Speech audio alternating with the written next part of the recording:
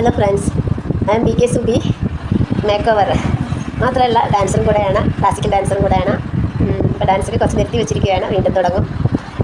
Make over ഇപ്പോഴും ഉണ്ട്. നമ്മുടെ സത്രപ്പടിയിലാണ് നമ്മുടെ പാർലറുള്ളത്, കഞ്ചിക്കോട് സത്രപ്പടിയിൽ.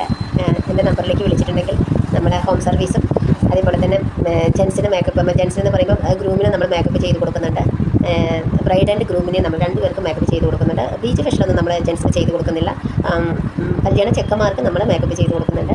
ഞാനിന്ന് വന്നത് എന്താണെന്ന് വെച്ചാൽ, കുറച്ച് ദിവസം മുമ്പ് ഞാനൊരു റീലിട്ടിട്ടുണ്ടായിരുന്നു. എൻ്റെ ഒരു നായക്കുട്ടി മരിച്ചത്, പാപ്പുക്കുട്ടി എന്നാണ് അവൻ്റെ പേര്. പപ്പൂസയെ വിളിക്കും അവനെ. അവൻ എന്നെ വിട്ടിട്ട് ഒരാഴ്ചയായി പോയിട്ട്.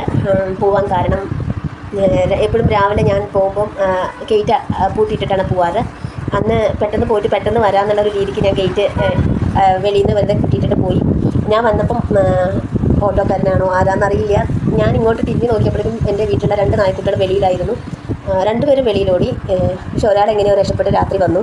ഒരാളെ കടി കൊണ്ട് വെളിയിലുള്ള നായ്ക്കളെല്ലാം കൂടെ കടിച്ച് എൻ്റെ മോൻ വന്ന് രക്ഷപ്പെടുത്തി.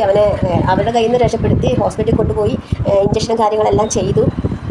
വീട്ടിൽ കൊണ്ടുവന്നപ്പോൾ ഒരു രാത്രി ഇരുന്നു. അവൻ പുലർച്ചയ്ക്ക് മരിച്ചു. എൻ്റെ കയ്യിൽ നിന്ന് പാലും വെള്ളം എല്ലാം കുടിച്ചിട്ട് അവൻ മരിച്ചു. ഞാൻ എന്താ പറഞ്ഞു വന്നു വെച്ചാൽ, നമ്മൾ ഓമനിച്ച് വളർത്തുന്ന പെറ്റ്സുകളുണ്ടല്ലോ, അവരെ ഒരിക്കലും വെളിയിൽ വിടരുത്. ഒന്നില്ലെങ്കിൽ വെളിയിൽ അവരെ പറഞ്ഞയച്ച് ഉള്ളിലേക്ക് കൊണ്ടുപോരുന്ന പോലെ ട്രെയിനിങ് കൊടുക്കണം. അല്ലാന്നുണ്ടെങ്കിൽ അവരെ വെളിയിൽ വിടാതെ സൂക്ഷിക്കുക. അവർക്കറിയില്ല വെളിയിലെ നായ്ക്കളോട് ഫൈറ്റ് ചെയ്യാൻ. അപ്പം എൻ്റെ കുട്ടിക്ക് പറ്റിയത് അതാണ്. അത്രയും നായ്ക്കളുടെ ഇടയിൽ അവനെ പിടിച്ച് നിൽക്കാൻ പറ്റിയില്ല. കുറച്ച് നേരത്തെ പോയതാണെന്നുണ്ടെങ്കിൽ രക്ഷപ്പെടുത്തായിരുന്നു എന്നുള്ളൊരു തോന്നൽ എനിക്കും എൻ്റെ മോനും ഭയങ്കര വിഷമമായി.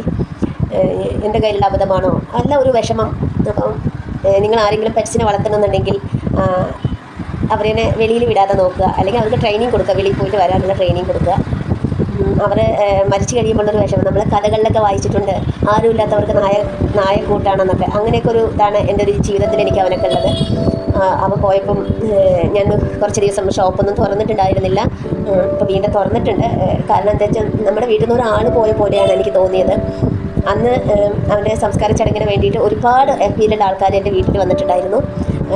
അവനെ നിലവിളക്ക് കൊളുത്തി പുതിയ ഡ്രസ്സെല്ലാമായിട്ട് അവനെ, നമ്മളൊരു മനുഷ്യനെ എങ്ങനെയാണോ ചെയ്യുന്നത് അതുപോലെയല്ല അവനെ ചെയ്തിട്ടാണ് അടക്കം ചെയ്തത്. അടക്കം കഴിയുന്നവരെയും എൻ്റെ കൂടെ എൻ്റെ FB ഫ്രണ്ട്സ്, ഫാമിലി ഫ്രണ്ട്സ് എല്ലാവരും ഉണ്ടായിരുന്നു. എല്ലാവരോടും ഞാൻ നന്ദി പറയുന്നു. അന്ന് ഭയങ്കര വിഷമമായിരുന്നു. എനിക്കറിയില്ല, എൻ്റെ വീട്ടിലെനിക്ക് എൻ്റെ കൂടെ ഉണ്ടായിരുന്ന ഒരു കുട്ടി പോയത്. അതെനിക്ക് വല്ലാത്തൊരു മാനസികമായിട്ട് എന്നെ തളർത്തി. അപ്പോൾ ഈ ഒരു വിഷമം നിങ്ങൾക്ക് ആർക്ക് വരാതിരിക്കാൻ നിങ്ങളാവുന്നതും നിങ്ങളുടെ പെറ്റ്സുകളെ നന്നായി സൂക്ഷിക്കുക. നമ്മൾ വളർത്തുകയാണെന്നുണ്ടെങ്കിൽ അവരെ വെളിയിൽ വിടാതെ നോക്കുക.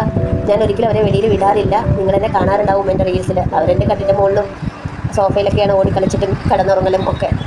മണ്ണിൽ കാല് വെച്ചാൽ കാലിൽ മണ്ണാവെന്ന് പറഞ്ഞ് ഞാൻ അവരെ വെളിയിൽ വിടാറില്ലായിരുന്നു. പക്ഷേ എൻ്റെ കയ്യിൽ നിന്നാണോ അബദ്ധം പറ്റി, ഇനി അവന് പോകാൻ സമയമായതാണോ എനിക്കറിയില്ല. പോയി അവൻ. അപ്പോൾ ആ ഒരു വിഷമം നിറയാണ്. അതുകൊണ്ട് FBയിലുള്ള ഫ്രണ്ട്സുകൾ അവിടെ വന്നിരുന്നു. അതേപോലെ തന്നെ FB ഫ്രണ്ട്സുകൾ മാത്രമല്ല, ഈ പറഞ്ഞ പോലെ എൻ്റെ കോളനിയിലുള്ള ആൾക്കാർ വന്നിരുന്നു, എൻ്റെ ഫ്രണ്ട്സ് വന്നിരുന്നു, എല്ലാവരും വന്നിരുന്നു. ഏറ്റവും കൂടുതൽ എൻ്റെ ഒരു കസിൻ സിസ്റ്റർ ഉണ്ടായിരുന്നു. അവർ എത്രയോ ദൂരത്തു നിന്നാണ് വന്നത്. എല്ലാവരോടും എൻ്റെ നന്ദി പറയുന്നു. എൻ്റെ സങ്കടത്തിൽ നിങ്ങളെല്ലാവരും വന്നു എനിക്ക് സമാധാനം പറഞ്ഞു. എത്രയൊക്കെ സമാധാനം പറഞ്ഞാലും മരണം വരെയും ചിലപ്പം അവരുടെ ഓർമ്മകൾ മാത്രമായിരിക്കും. അങ്ങനെ പെട്ടെന്ന് പോകേണ്ട കുട്ടിയൊന്നുമല്ല. 5 വർഷമേ ആയിട്ടുള്ളൂ. അറിയില്ല, ഞങ്ങൾ പോകാൻ സമയമായി കാണും. അപ്പം ഓക്കെ, ബൈ. അടുത്ത വീഡിയോ ആയിട്ട് കാണാം. ബൈ.